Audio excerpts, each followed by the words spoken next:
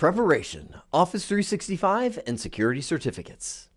By the time you're done here, you will understand the purpose and place of SSL certificates in the Office 365 Exchange environment and the process to obtain them.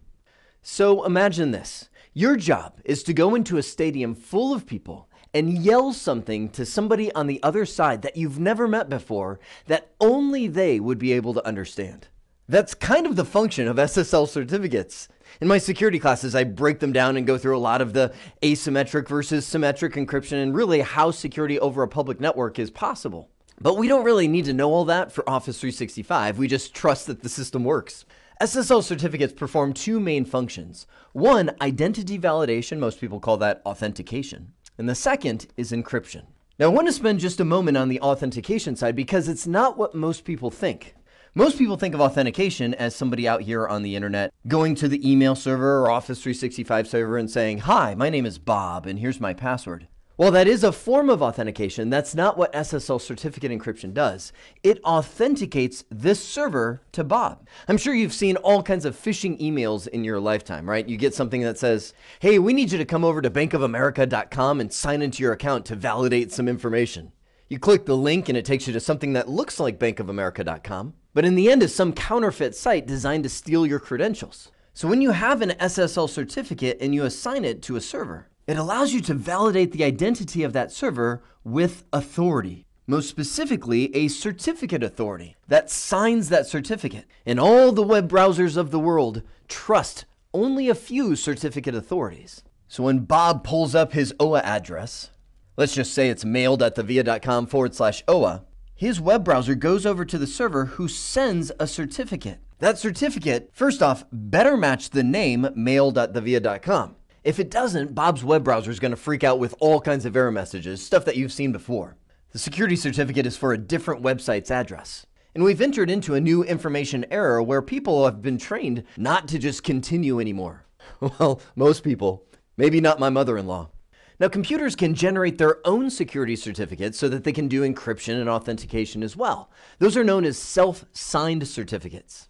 And Exchange does that great for all of its internal transport servers. When you install Exchange, boom, it auto-generates a certificate that it uses to authenticate and encrypt all the data between all of the Exchange servers inside of your domain.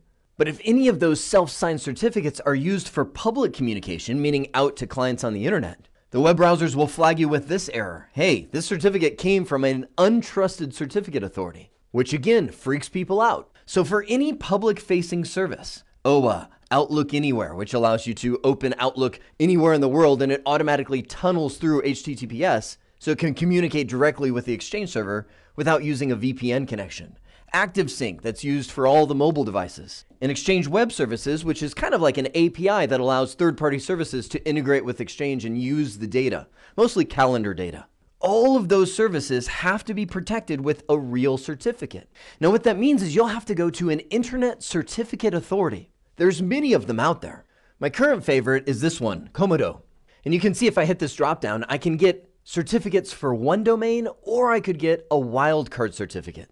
You also see one over here on the right-hand side, free SSL certificates. I've seen some of these coming out. They're good for 90 days.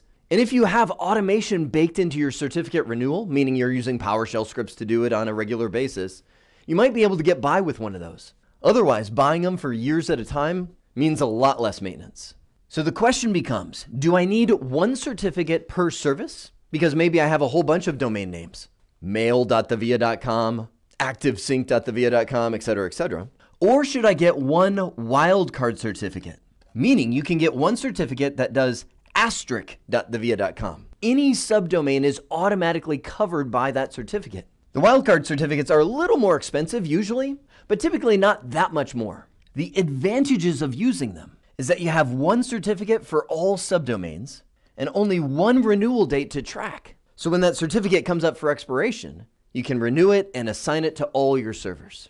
The drawback of using a wildcard certificate is if that one certificate is compromised, meaning the private key gets out and somebody can undo your encryption, then that means they can undo your encryption for all of your subdomains. And it's because of that that Microsoft recommends getting individual certificates for each subdomain. As for me, I steer clear of Microsoft's recommendation. I've found it's actually a lot more secure for me because the more private keys I've got floating around, the more chance there is that I'm going to lose one.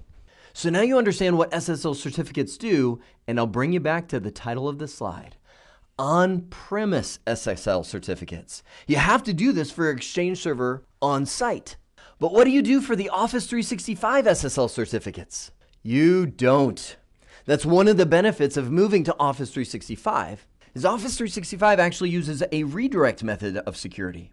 Meaning when your OA client, or Outlook, or cell phone, or whatever, goes to the Office 365 Exchange services, that server responds with a redirect message and redirects you to a secure website, which is hosted by Microsoft. So of course, Microsoft is going to keep all of their Office.com and Microsoft.com certificates up to date. So when this guy replies back to your Outlook client will have no problem at all accepting those certificates. Now, the very first time you set this up, Outlook will show you a message. It's not a scary one. It simply says, you're being redirected. And that's where you check the box to never show this message again, hit OK, and you're good to go. So I'll wrap this up by mentioning what we're doing at VIA. We've been hosting an on-premise environment for a long time. I'm using a wildcard certificate for schooldeskus.com for all of our email servers. That allows me to use it for all the subdomains like mail.schooldeskus and so on. By the way, schooldeskus is the previous domain name we used to use before we changed our company domain to VIA. Likewise, it's these certificates that's going to secure the communication between our email server and Office 365 for that hybrid communication.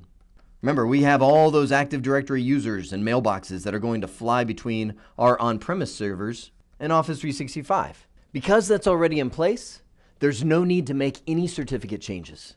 Likewise, after we move somebody off of our private hosted cloud, the need for SSL certificates goes away completely. So at this point, you now understand the purpose and place of SSL certificates in the Office 365 Exchange environment and the process to obtain them. I hope this has been informative for you, and I'd like to thank you for viewing.